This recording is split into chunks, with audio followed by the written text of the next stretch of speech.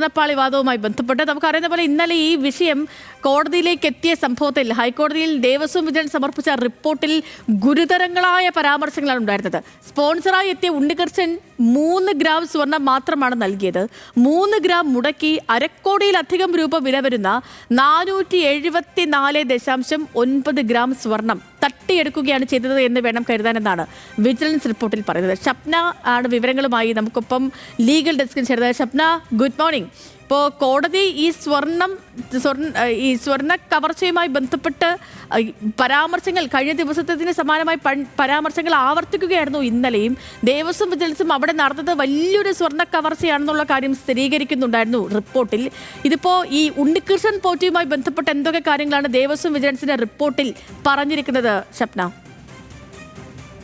സേതു, ഗുരുതരമായ പരാമർശങ്ങൾ തന്നെയാണ് വിജിലൻസ് ഈ റിപ്പോർട്ടിൽ ഉൾപ്പെടുത്തിയിട്ടുള്ളത്. അതിന്റെ വിശദാംശങ്ങൾ നമുക്ക് ലഭിക്കുന്നത് ആ കോടതി ഉത്തരവിൽ അത് കോട്ട് ചെയ്തിരിക്കുന്നു എന്നതിനാലാണ്.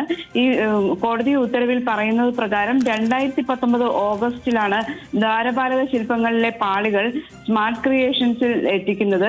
അതിലുണ്ടായിരുന്ന സ്വർണത്തിന്റെ ഭാഗം പോറ്റിയുടെ നിർദ്ദേശപ്രകാരം, ഉണ്ണികൃഷ്ണൻ പോറ്റിയുടെ നിർദ്ദേശപ്രകാരം നീക്കി ഡോണറിന്റെയും ദേവസ്വം ഭാരവാഹികളുടെയും സ്വാധീനത്തിൽ സ്വർണം പൂശി എന്നാണ് 2019 സെപ്റ്റംബർ 4-ന് 394 ഗ്രാം സ്വർണം ഉപയോഗിച്ച് പൂശിയ ദ്വാരപാലക ശില്പങ്ങളുടെ ഭാഗമായി 14 പാളികൾ കൈമാറി.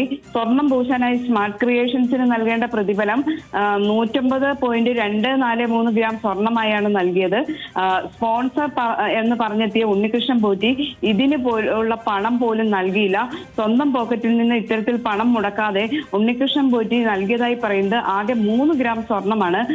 സ്പോൺസർ എന്ന് അദ്ദേഹം പറയുകയും 3 ഗ്രാം സ്വർണം മുടക്കി അരക്കോടിയിലധികം രൂപ വില വരുന്ന 474.9 ഗ്രാം സ്വർണം തട്ടിയെടുക്കുകയാണ് ചെയ്തതെന്നും വേണം കരുതാനെന്ന് വിജിലൻസ് റിപ്പോർട്ടിൽ പറയുന്നുണ്ട്.